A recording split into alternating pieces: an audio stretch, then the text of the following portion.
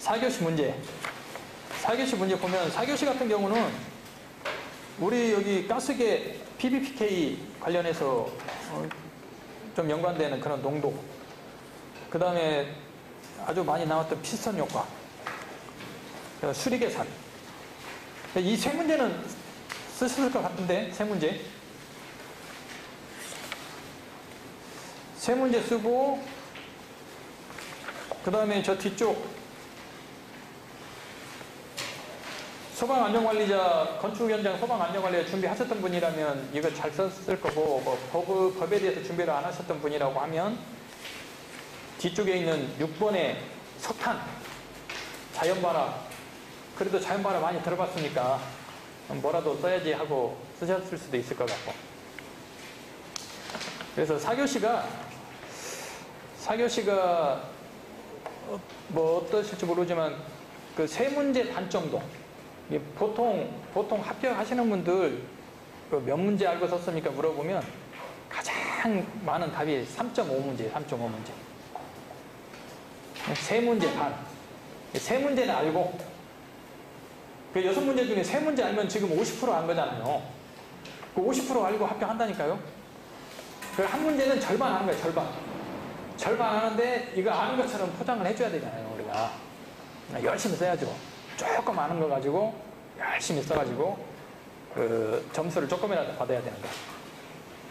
25점짜리 같은 경우는 그 뭐 다 아는 게 아니고 절반 정도 알았다 하면 자기 점수가 한 10점에서 시작하신다고 보면 돼요.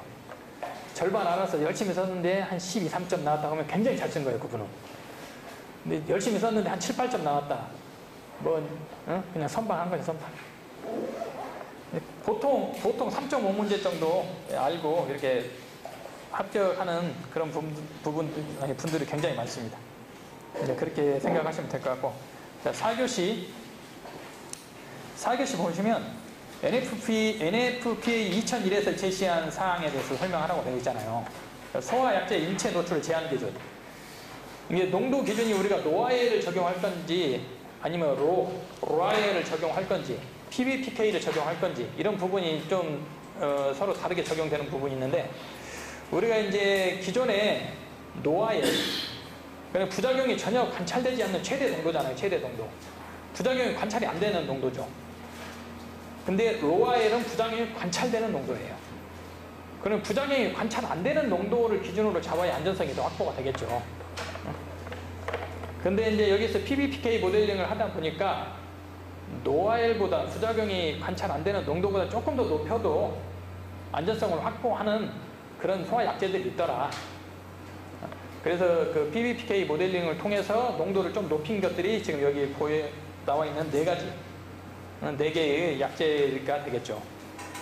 그래서 이 약재들은 PBPK를 통해서 허용 농도를 좀 높이는 그런 역할을 한 거예요. 그러면 이런 약재들을 가지고 노출 시간을 어떤 식으로 제한을 하느냐. 한국화분계의 노출 시간에 대한 제한 기준을 보시면 일반 상주 공간과 비상주 공간 이렇게 크게 구분을 해요. 일반 상주 공간은 밑에 그 네모로 표시되어 있죠. 한 사람 또는 그 이상의 사람이 일반적인 상태에서 머물 수 있는 공간이다. 솔직히 뭔지 잘 모르겠어요. 그냥 사람이 머물 수 있는 공간이라고 해석을 하긴 하는데, 비상조 공간은 뭐냐 그러면 비상조 공간. 제가 이 용어를 찾아보니까 비상조 공간에 대한 용어를 못 찾겠더라고요. 일반 상조 공간에 대한 정의는 NFPA에서 찾아서 여기에 기록을 이렇게 해놨는데, 그다음에 노출 시간 제한 기준 그 네모칸을 보시면 일반 상주 공간에 PBPK를 통해서 농도 변화 시 인체 허용 노출 시간이 5분 이상 가능한 경우에는 노출 허용 시간 오른쪽에 5분 이내 가능하다. 이게 무슨 말인지 이해되세요? 이제 이게 무슨 말이냐면, PBPK를 통해서 모델링을 하잖아요. 모델링을 하는데 여기가 농도가 있어요. 농도. 이게 노출 가능 시간. 농도를 약 한 5% 정도 적용을 했더니 노출 가능 시간이 한 10분 정도 됐더라. 이게 가능하잖아요. 근데 한 7%, 뭐 10%, 15%, 20% 이렇게 농도를 계속 올렸어. 농도를 올리니까 어느 순간에 보면 뭐 8분, 얘가 5분, 얘가 3분, 뭐 1분, 이 노출 가능 시간이. 농도를 높일수록 노출 가능 시간은 줄어들겠죠. 여기에서 말하는 5분 이상, 여기 이 부분이 5분 이상이잖아요. 이 정도 농도에서 사용하는 부분이 5분 이상이 되더라도, 노출 가능 시간이 5분 이상이 되더라도 허용할 수 있는 범위는 5분으로 제한하겠다. 이런 뜻이고, 밑에 있는 PBPK가 5분 미만, 이런 밑에 부분이요, 밑에 부분. 5분 미만인 경우에는 허용하지 않겠다. 사용할 수 없게 하겠다. 이런 뜻이죠. 그래서 이제 사용을 하려면 승인을 득하면은 사용할 수 있겠다. 이런 뜻으로 이제 해석을 하시면 될 것 같아요. 그리고 이제 일반 상조 공간에 노아엘, 그러니까 부작용에 관찰되지 않는 이런 최대 농도에 적용했을 때는 얘도 최대 노출 시간은 5분 이내로 제한하겠다. 이런 뜻이죠. 그래서 노출 시간은 기본 5분 이내예요. 기본 5분 이내고, 여기 이제 비상조 공간. 비상조 공간은 그 사람이 상주하지 않는 곳이니까 여기에는 그 노출 시간을 5분 이내가 아니고 뭐 30초나 1분 이내로 이렇게 제한하는 규정이 있어요. 그래서 로아엘 이하이냐 로아엘 초과냐 이거에 따라서 내가 비상조 공간에서 잠깐 일을 보고 있는 상태에서 화재가 발생해서 약재가 방출이 됐어. 그럼 이 사람이 피난을 해야 될 거 아니에요. 피난 시간이 30초에서 1분 이내이면은 그 로아엘 이하에도 사용이 가능하고, 로아엘을 초과하는 부분은 30초 이내에 피난이 가능해야 돼요. 그래서 비상조 공간은 이러한 제한 기준을 두더라. 이제 이게 할로카본에 관련된 내용이었고, 불활성 가스계는 그 다음 페이지에 있는 내용이에요. 불활성 가스계는 NEL과 LDL 이 부분으로 적용을 하는데, 이제 산소 농도에 따라서 노출 허용 시간을 제한한다고 보시면 돼요. 설계 농도가 43% 정도 되면 산소 농도가 15% 이상 그점 되고, 설계 농도가 43에서 52% 정도 될 때는 산소 농도가 10에서 12% 되더라. 이럴 경우에는 노출 허용을 뭐 5분, 3분, 30초, 노출 불가 이런 식으로 구분을 해서 적용을 하더라. 이런 식으로 노출 시간에 대한 제한 기준을 적용을 하는 거고요. 그 다음에 나왔던 문제가 이제 안전요구사항이잖아요. 안전요구사항. 안전요구사항 이거 굉장히 양이 많아요. 안전요구사항 하나만 가지고도 25점짜리 낼 수 있을 것 같아요. 이거 적기에는 굉장히 어려운 문제였죠. 그래서 안전요구사항에 관련된 크게 3개로 나누는데, 크게 3개로 나눠지고 이 3개에 관련된 내용이 또 각기 이렇게 세부 기준으로 요구사항들이 다 있습니다. 이 부분은 이제 한번 읽어보시고 다음 문제로 넘어가시죠. 피스톤 효과. 피스톤 효과가, 일단 피스톤 효과에 대해서 문제가 나오면 피스톤 효과가 무엇인지는 설명을 해줘야 되겠죠. 그리고 피스톤 효과가 발생했을 때 왜 문제가 되느냐, 지금 물어본 게 그거잖아요. 피스톤 효과가 발생했을 때 압력에 따른 그런 해석, 또 피스톤 효과가 발생했을 때 문제점. 근데 이제 보통 물어보는 건 문제점, 이걸 물어봤는데 답은 문제점만 쓰시면 안 되겠죠. 대책까지 써줘야죠. 대책까지. 왜 그러냐면 우리 소방기술사는 대책을 세우는 사람이거든요, 기본적으로. 그래서 문제점 물어봤다고 문제점만 쓰고 나오지 마시고 꼭 문제점이 발생하면 그런 대책까지 같이 적용을 해주셔야 돼요. 여기 나와 있는 그 그림 보시면 뭐 상승, 하강 이런 부분이 그려져 있고, 상승하는 부분이 있으면 상승하는 부분 그 앞쪽에는 당연히 가압이 되겠죠. 가압. 압력이 높아지고, 그 대신 하부 부분은 감압이 되겠죠. 감압이 되면 그 감압되는 층에 화재가 발생했어. 그럼 연기가 딸려 들어올 거 아니에요. 감압되는 부분으로. 거기에 또 연돌 효과까지 같이 적용이 되다 보면 승강로 자체가 굉장히 우리 화재 확산의 주요 요인이 될 수 있는 거죠. 그래서 이제 그 피스톤 효과에 대해서 감압과 가압이 진행됐을 때 어떤 압력 변화가 발생하는지 이 부분하고, 그 3번에 있는 피스톤 효과에 의한 압력 변화. 이 압력 변화, 이 부분이 우리 그 피스톤 효과에 따른 문제점과 대책이 이 공식에서 딱 유추해낼 수 있어요. 이 공식 보면은 그리 어려운 공식은 아닙니다. 근데 이 공식 말고 다른 공식, 굉장히 좀 복잡한 공식도 있거든요. 근데 그거하고 이 공식 두 개를 보통 많이 쓰는데, 여기 있는 공식은 그 압력차가 최대로 됐을 때 이런 압력차가 발생하는 그 공식을 나타낸 거예요. 최대 압력차. 그래서 이 공식을 가지고 해석을 해놓은 게 그 다음 페이지 5번의 대책이에요. 대책.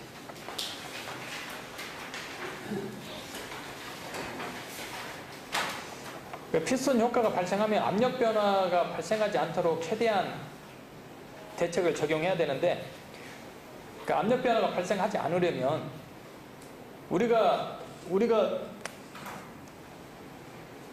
뭐 상부로 상부로 이동한다고 할 때 이 면이 평면인 상태에서 미는 거하고 이렇게 유선형이나 뾰족한 부분으로 미는 거하고 압력 변화가 다르게 나타나겠죠.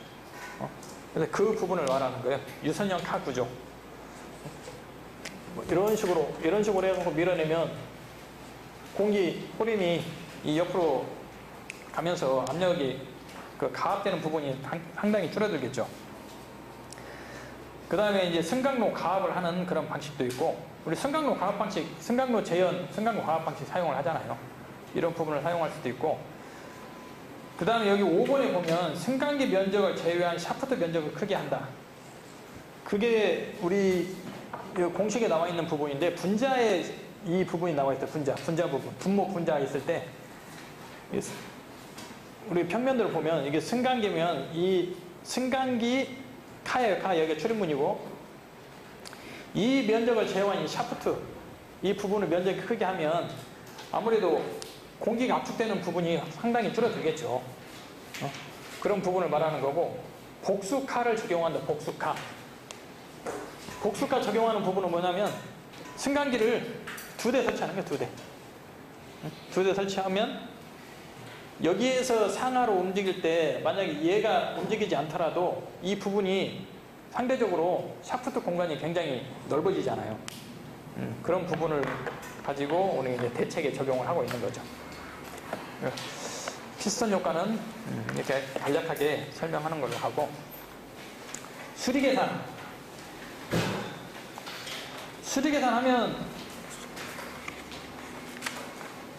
처음 공부 시작할 때는 굉장히 열심히 암기를 하다가 나중에 좀 지나면 딱 이걸 내려놓는 게 이게 수리계산이 그 중에 하나죠. 아는 것 같으면서도 모르겠고,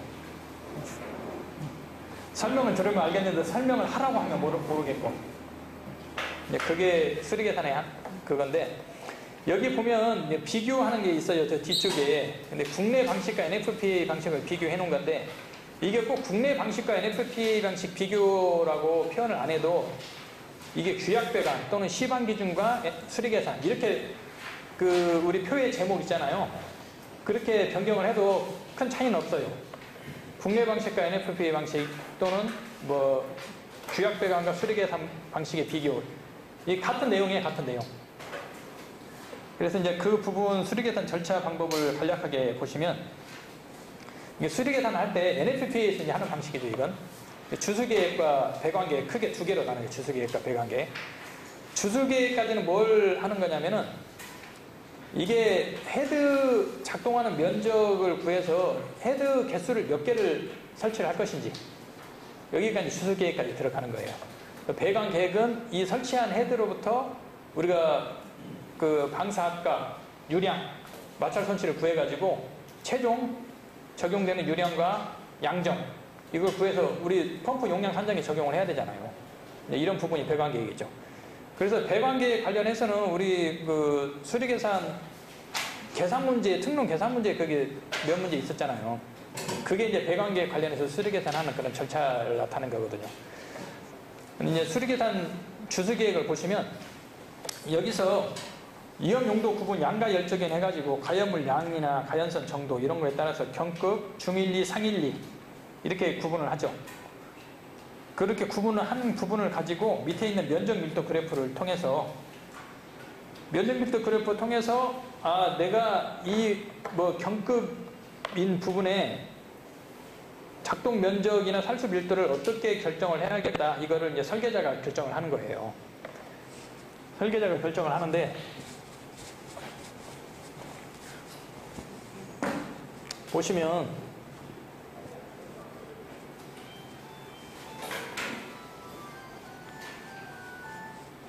경급 같은 경우 이런 식으로 돼 있잖아요. 경급. 그래서 설계자가 살수 밀도나 면적을 어떻게 이 부분을 결정하겠다 그러면 살수 밀도나 면적을 이제 결정이 되는 거잖아요.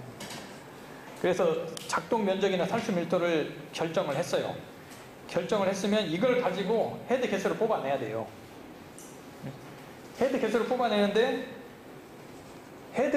여기 NFP에 보면 헤드 한 개당 우리 몇 LPM 방사를 해야 되는지부터 해가지고 굉장히 이제 그 여러 가지 수칙이나 여러 가지 절차를 통해서 결정하는 방식들이 많이 있어요. 근데 여기에서는 이제 간략하게 설명을 해드리면, 만약에 작동 면적이 여기서 지금 100은 없어요. 여기 그래프 보면 최저의 압력이 작은 압력이 139인데, 일단 계산하기 좋게 작동 면적을 100제곱미터 이걸 작동 면적으로 보고 우리 이제 설계를 하겠다. 그렇게 계산을 했을 때 우리 보면 여기 그 설계 면적의 형태 길이 결정 있잖아요. 동그라미 3번에 여기 보면은 1.2 루트 A가 돼 있어요. A. 이게 작동 면적이 A니까 가지관 방향의 길이를 길게 하는 방법을 적용하기 위해서 1.2 루트 A를 적용하거든요. 작동 면적이 A잖아, A. 이걸 계산해보면 1.2 루트 100. 이건 몇 미터 나오죠? 12m 나오잖아요, 12m. 작동 면적은 100이고, 길이 방향이 긴 것은 12m를 적용해요. 이게 이제 무슨 뜻이냐면은, 이거 한번 설계를 해보시죠.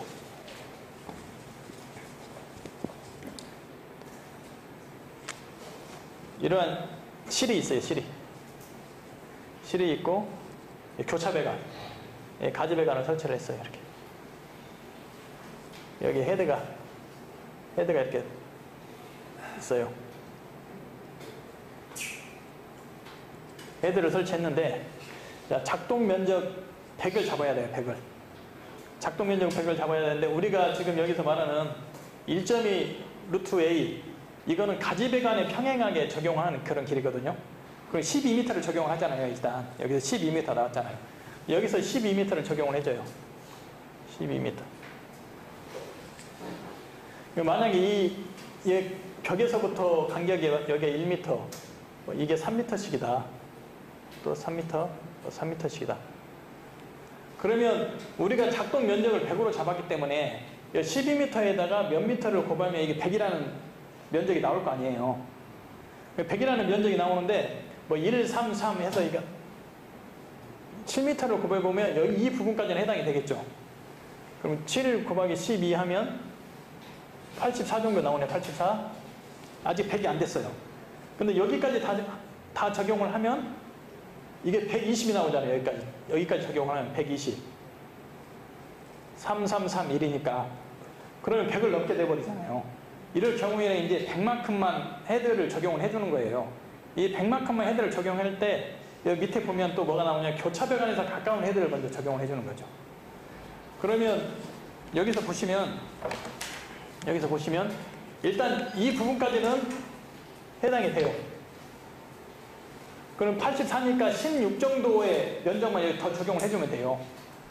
그 16 정도의 면적을 적용해 주는데, 이 가까운 헤드, 교차배관에다 가까운 헤드 하나가 들어갈 수도 있고 2개가 들어갈 수도 있잖아요. 그래서 가까운 헤드 먼저 적용을 해줘서 이거 100을 맞추시면 된다고. 이게 이제 지금 여기에 써져 있는 그 내용이거든요. 그래서 왜 이 가지배관의 길이 방향으로 이렇게 길게 해주느냐. 근데 그 부분이 좀 궁금한 부분이죠. 그런데 이제 가지배관에 길게 해주는 방향으로 화재가 확산한다. 이제 이런 좀 전제 조건이 같이 이제 포함이 돼줘야 되는 거죠. 화재가 이런 식으로 확산을 한다.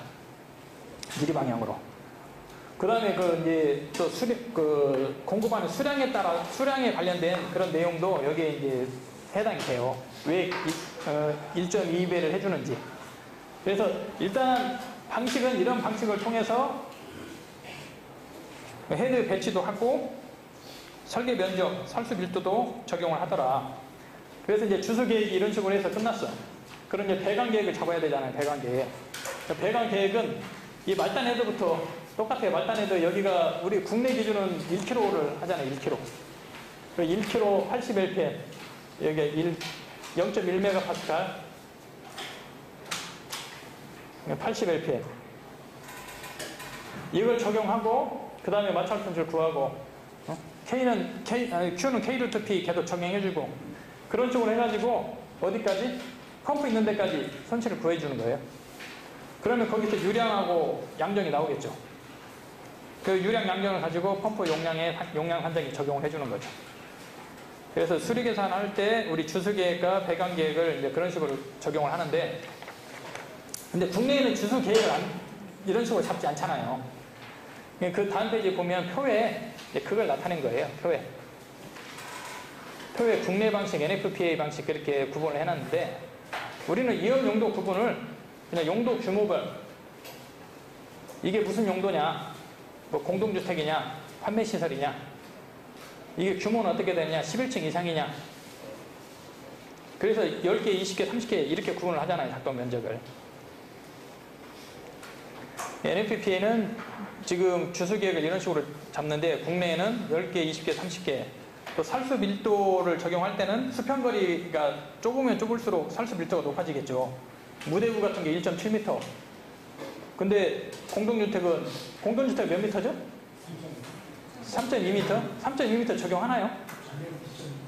2.6m 왜 2.6m 적용하는 거죠? 헤드 자체가 2.6m짜리밖에 안 나와요. 법에는 3.2m로 되어 있는데 헤드 자체가 2.6m짜리밖에 안 나와서 공동주택 설계할 때 2.6m로 적용합니다. 그래서 그런 식으로 계산해가지고 우리가 이제 주수시간 뭐 규모에 따라서 우리는 20분, 40분, 60분 이렇게 적용하잖아요. 초고층 같은 경우는 60분까지 적용을 하고 근데 NFPA는 뭐 위험 정도에 따라서 30분에서 120분까지 이게 적용을 하고 있는 그런 부분이 있죠. 근데 이제 국내 기준에 적용할 때 보면 수원의 양 산정할 때 기준기수 곱하기 20분 그런 식으로 하잖아요. 수원의 양이 적합하다고 생각하세요? 적합하지 않다고 생각하세요? 어디 선생님 모르겠다는 건가요? 안 맞는 것 같아요?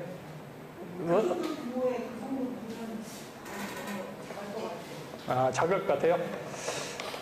제가 간단하게 계산을 한번 해봤는데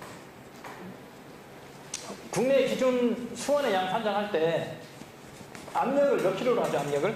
스프링클러를 한다고 하면 압력 1kg 하잖아요. 1kg 가장 낮은 압력에서 헤드가 개방됐을 때 그렇게 그 수원의 양이 그만큼 버틴다는 거거든요. Q는 K 루트 P에서 이게 P가 1이에요. 1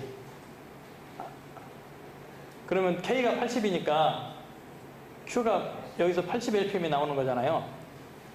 만약에 P가 4면 어떻게 돼요? 4kg 압력 4kg 걸리는 게 엄청나게 많잖아요. 헤드 그러면 160대예요. 160 80LPM으로 잡았는데 물이 나가는 게 160이네. 그럼 20분 확보한 게 10분이면 끝나요. 예, 수원 양이 부족하죠. 예, 그러면 얘가 9kg면 어떻게 9kg 헤드 12kg까지 가능하잖아요. 우리 9kg면 어떻게 9kg 계산하기 좋아라고 9kg 넣은 거예요. 우리 8kg 넣으면 계산기 두드려야 되잖아요.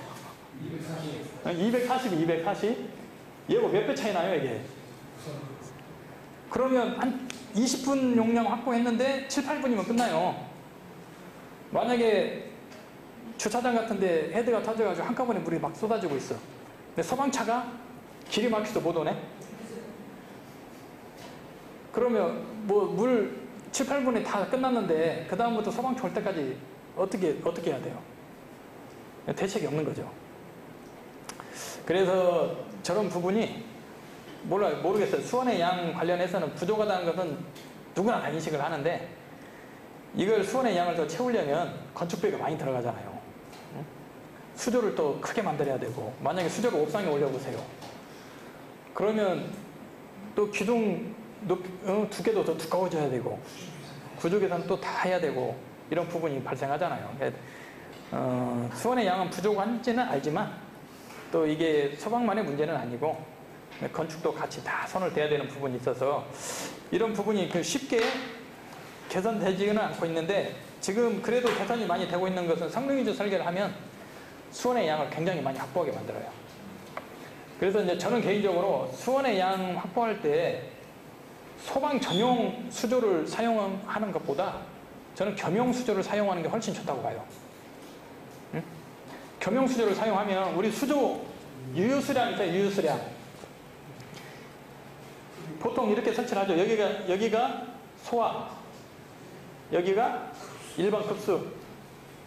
자, 일반 급수가 소화보다 훨씬 많잖아요. 급수 이게 쓸 수 있거든요. 소방용수로. 그래서 겸용수조는 수원의 양 확보하는 부분에 있어 겸용수조는 저는 상당히 효과가 있다. 이렇게 보는 거고. 수원의 양 나와서 문제는 없는 건데 한번 이야기를 해본 겁니다. 그래서 저런 여기 시공이나 감립을 설계하시다 보면 우리가 지하 펌프실에서 그 압력, 양정을 계산해서 적용을 할 때 보통 지하에 가마밸브 설치하는 경우가 있어요. 층고가 높은 데는. 가마밸브 설치하는 부분 보면은 보통 한 10kg 이상 나오는 부분도 있거든요. 주차장이나 아니면 지하에 있는 뭐 사무실. 그러면 9kg만 하더라도 저렇게 수원의 양이 부족하고 그러는데, 그런 경우가 지금 이 주변에 있는 건축물에 그냥 기본적으로 다 그렇게 세팅이 되어 있는 상태예요, 지금. 그래서 수원의 양이 그렇게 부족한 부분이 많더라. 그건 알고 계시고. 그 다음에 4번에 소방, 건설 현장 소방 안전관리자. 이거 법적인 사항이잖아요. 이제 건설 현장 소방 안전관리자, 일이 많아요. 여기 업무를 보면 임시 소방시설도 봐야 되지, 소방 계획서도 잡아야 되지, 또 교육도 시켜야 되지, 업무량이 많아요. 이런 부분은 현재 지금 적용이 되고 있으니까 혹시 현장에서 활동하시는 분들은 소방 안전관리자하고 좀 잘 돈독하게 잘 지내시기 바랍니다. 그다음 임시 소방시설의 종류. 임시 소방시설의 종류만 지금 나열을 해놨는데 이 부분이 더 추가로 이렇게 자반 작성하시는 분들은 소방시설의 종류하고 또 설치 대상 표로 이렇게 만들어서 하시는 분들도 있고 세팅해 내시는 분도 있어요.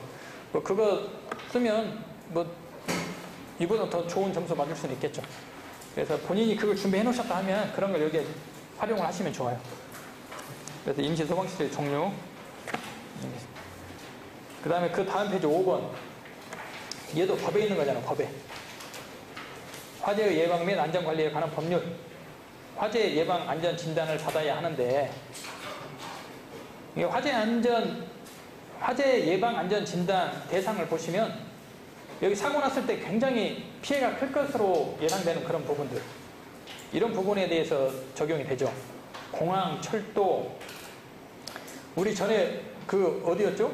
KT? 공동구. 아주 난리 났었잖아요. 그런 식으로 사회적 파장이 큰 이런 부분에 예방 안전 진단을 실시하더라. 그래서 실시에 관련된 등급 밑에 있는 표, 등급을 높게 받으면 안전 진단하는 그런 주기가 길어져요. 등급을 안 좋게 받으면 안전 진단하는 주기가 짧아지죠. 그런 내용에 관련된 겁니다. 그 다음에 6번. 6번은 대기 환경 보전법.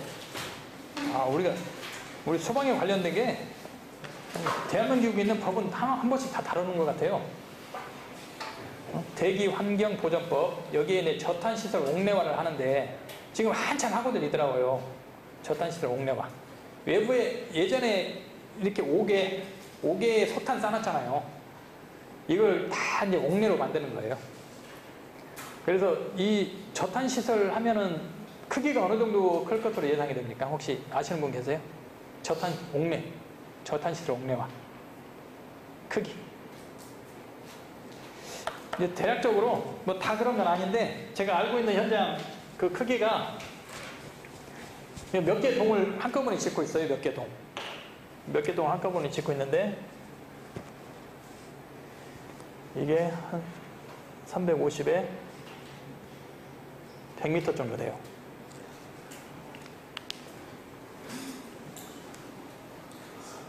이게 한 네 다섯 개 동을 짓고 있어요. 여기에 지금 문제가 여기에 자연 발화가 발생하는데 어떻게 대책을 세우고 소방시설 뭘 넣을 거냐. 화재 안전대책 세워라. 지금 여러분들한테 그걸 물어본 거거든요. 네, 세워주셔야죠. 그래서 이제 이 문제 나왔을 때, 이 시험 끝나자마자 이제 저한테 톡이 왔는데, 저는 이거 잘 몰라서 특수 가연몰 썼습니다. 특수 가연몰에 석탄 있잖아요, 석탄. 근데 안타깝게도 이 저장하는 부분에 대해서는 발전용은 제외한다 이렇게 또 가로쳐져 있어요. 그 특수 가연몰에. 그 말은 차마 못하고 잘하셨습니다. 고생하셨습니다. 이제 푹 쉬고 다음 주에 뵙겠습니다. 왜 그러냐면 특수 가연물은 보통 만 톤? 좀 되나? 킬로그램인가? 킬로그램인가? 여튼 그 정도 규모에 대해서 어떻게 적재하고 간격을 얼마나 띄고 이런 게 나오잖아요. 여기 이렇게 어떻게 나눠서 이거 석탄 저장을 어떻게 하겠어요? 그냥 저 넓은데 한꺼번에 다 써야지. 그래서 발전용은 특수 가연물에서 저장하는 부분에 대해서는 이제 제외를 하는 거고, 이게 자연 발화가 굉장히 발생 잘해요. 저 석탄을 쌓아놓으면. 근데 예전에 5개 있을 때는 자연 발화 방지 대책 중에 이게 자연 발화 발생하는 원인 보면 발열이 방열보다 클 때 발생한다고 그렇게 되어 있잖아요. 그리고 대책 보면은 우리 통풍 잘 되게 하라고 되어 있잖아요. 통풍 잘 되게 해야 되는데 벽을 세워버리네? 통풍이 더 안 되겠죠. 추경 효과도 더 발생할 거고. 그러면 거기에 따른 자연 발화 대책을 어떻게 세울 것이냐. 그 부분이 좀 큰 이슈가 되는 거죠. 그래서 이제 여기 보시면 자연 발화 원인. 자연 발화 원인은 그래도 몇 가지는 쓰실 수 있잖아요. 발열, 방열 찾고 온도가 서서히 올라간다. 근데 석탄의 특징이 하루에 한 2.56도 정도 올라간대요. 하루를 저장해 놓으면. 하루에. 근데 얘가 20-30일 정도 지나면 안에서 자연 발화가 시작돼요. 굉장히 낮은 온도에서 자연 발화가 시작되는 거죠. 그러다 보니까 그 유튜브나 TV 이렇게 보시면 중장비 포크레인으로 계속 이렇게 휘젓고 다니고 눌러주고 하는 부분들이 나와요. 그건 아주 고전적인 방법. 눌러서 산소 공급 차단하든가 아니면 지금 타고 있는 거 다 흐트러뜨리든가 그런 방법으로 해서 자연 발화에 대한 대책을 적용하는데, 지금 일단 문제점 보시면 이게 자연 발화가 발생하면 거기에 연소가 되잖아요. 석탄이 연소되면 거기에서 악취가 많이 난대요. 악취. 주변에 있는 주민들이 굉장히 민원을 많이 나요. 악취 난다고. 그리고 뭐 당연히 온실가스, 석탄 태우면 온실가스 나오고 분진도 많이 발생해요. 분진 많이 발생하고 여기에서 메탄가스가 또 많아요. 메탄은 또 가연성 가스잖아요. 가연성 가스다 보니까 우리가 여기에 들어가는 설비들은 방폭 설비를 해줘야 돼요. 스위치나 우리 소방시설 이런 것들이 다 방폭이 들어가야 돼요. 방폭. 그래서 이제 이런 자연 발화가 그런 문제점들이 있는 거고, 화재나 분진 폭발로도 연결이 될 수 있고, 그 다음에 또 문제가 되는 게 뭐냐면은 이제 돈에 관련된 거죠. 이걸 연료로 써야 되는데 연료를 쓰기 전에 다 타버린 거잖아요. 이게 이 손해를 어떻게 메꿔야 돼요? 연료로 써먹어야 되는데, 그러면 이 타 있는 부분을 또 다 긁어낼 수 없잖아요. 그냥 있는 그대로 컨베이어 벨트 실어가지고 다 연료로 사용을 해야 될 거 아니에요. 그럼 연료 효율이 얼마나 떨어지겠어요? 재를 가지고 이게 연소를 시켜야 되는데 이런 부분도 굉장히 크게 작용을 하는 거예요. 당연히 뭐 연소가 이루어지면 크게 화재 상장으로 이어지면 당연히 발전도 멈추게 될 수 있는 우려도 있고, 이런 부분은 이제 부차적인 걸로 이렇게 진행이 되는 거고, 그 다음에 이제 적응성 있는 소방시설은 어떤 게 있느냐. 저도 처음에 이 적응성 있는 소방시설 간략하게 생각을 했다가, 여기 실제 지금 이 현장에서 일하고 계신 분한테 좀 자료를 많이 구했어요. 그래서 가장 특징적인 게 뭐냐면은 포소화 설비래요. 포소화 설비. 자, 여기 이제 이 간격이 100m니까 줄 맞춰서 포를 세우더라도 엄청나게 많이 깔아야 될 거 아니에요. 옥면 소화전도 깔고 포소화 설비도 깔고 이렇게 이래 라인 따라서 여기에 방수총도 깔고. 포소화 설비를 두 가지 타입을 한대요. 클래스 A4하고 웨팅 에이전트. 클래스 A4는 우리가 포를 직접 쏘아서 덮어버리고, 웨팅 에이전트는 우리가 침투를 잘하게 돼가지고 자연발을 하고 있는 부분에 침투를 해서 소화를 하려고 하는 예방 차원에서 그렇게 두 가지를 사용하고, 방수총을 사용해가지고 원거리에서 지원 사격하는 거죠.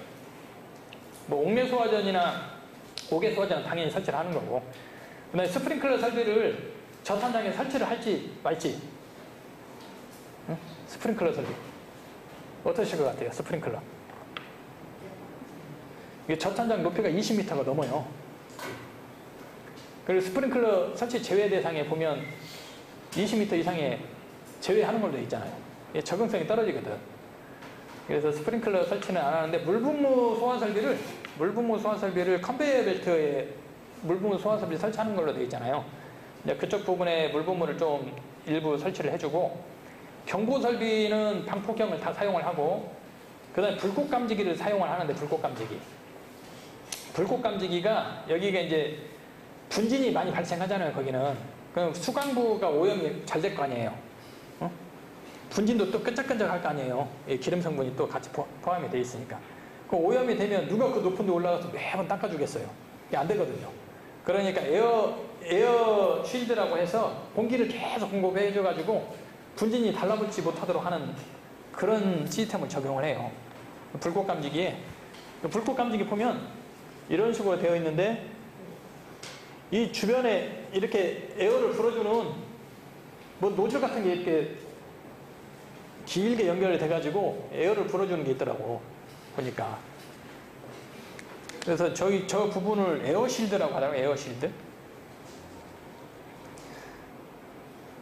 그래서 이제 그런 부분을 적용하는 게 일반 건축물하고 많이 차이가 있는 부분이에요. 나머지 부분은 뭐 일반 건축물에 있는 내용 다 똑같습니다. 그 다음에 이제 화재 안전 대책 보면 당연히 자연발화 방지 대책 적용해야 되겠죠. 자연발화 방지 대책 적용하는데, 국내에 뭐 특허받은 제품들이 좀 몇 개 있나 봐요. 그래서 이 실내에 온도를 계속 측정을 하면서 질소를 투입해줘요. 질소를. 저 탄장에.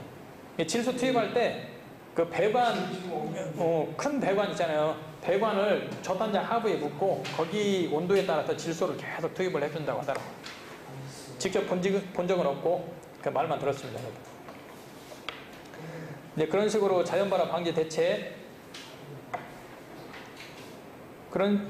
아까 주기적으로 물을 분무하거나 중장비로 석탄 다져서 산소 공급 차단한다는 그런 방법부터 시작해가지고 다양한 방법들을 적용을 하는 거죠.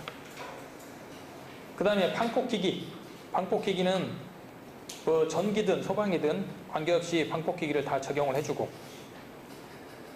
그 다음에 구조체가 다 철구조물로 다 설치를 하거든요.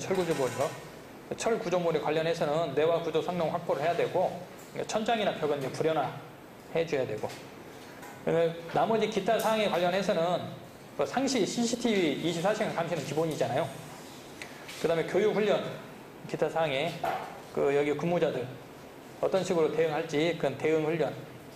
근데 화재 발생했을 때 관계자한테 바로 연락이 갈 수 있는 그런 시스템들, 이런 시스템을 적용해가지고 석탄, 저탄장, 저장 설비를 이런 자연발화 방지 대책, 또 화재에 관련된 안전대책. 근데 혹시 이거 선택하신 분 계세요? 아, 선택하셨어요? 선택하셨어요? 솔직히 어떻게 불하시셨습니까? 이거 좀 관련된 것 많이 들어갔어요? 아니, 요거 위주로 좀 글을 쓰긴 쓰는데 앞에 거 선택을 하다가 네. 기존 사람들이 그 많이 선택을 할 것 같다고. 근데 법규상을 제대로 보면 그렇죠. 안 될 것 같아서 네.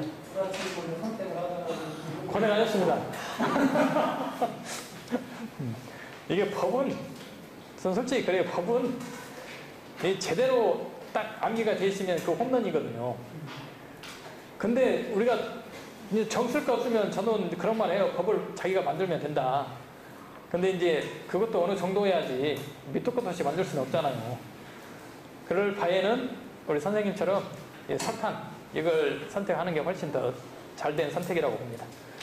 다음 시험도 이렇게 나오시면 시험 보실 때 본인이 1점이라도 더 봐줄 수 있는 문제를 꼭 선택을 하세요. 질문 하나 했는데 예. 4교시 1번 문제에서 어디요? 4교시 1번 예, 예. 4교시 1번에 수문제 2번 안전 연구사항이 있잖아요. 예, 예.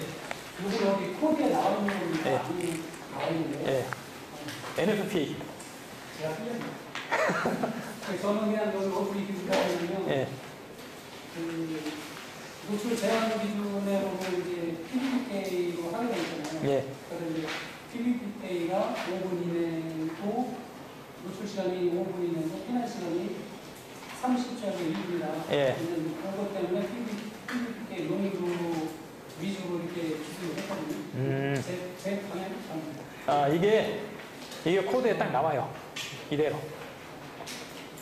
이게 어려운 문제예요. 그래서 이 코드 보고 채점을 할 거 아니에요. 왜 PK가 없네? 네, 그런 상황이 발생하겠죠. 여하튼 그래도 시험 보시느라 고생하셨고요. 뭐 이렇게 하면서 실력 더 향상해가지고 뭐 좋은 결과 만들어내면 되죠. 여하튼 뭐 좋은 결과 있길 바라겠고요. 시험 이제 본 지 얼마 안 되신 분들은 그 목표를 꼭 정하세요. 내가 다음 시험에는 몇 점을 올리겠다. 이번에 내가 100개를 준비해갔으면 다음 시험에는 뭐 200개 준비하겠다. 뭐 300개 준비하겠다. 이런 식으로 좀 목표를 정해서 그 목표에 도달하면서 점수를 올리는 그런 방법을 좀 선택했으면 좋겠습니다. 여하튼 고생 많으셨습니다. 예, 고맙습니다.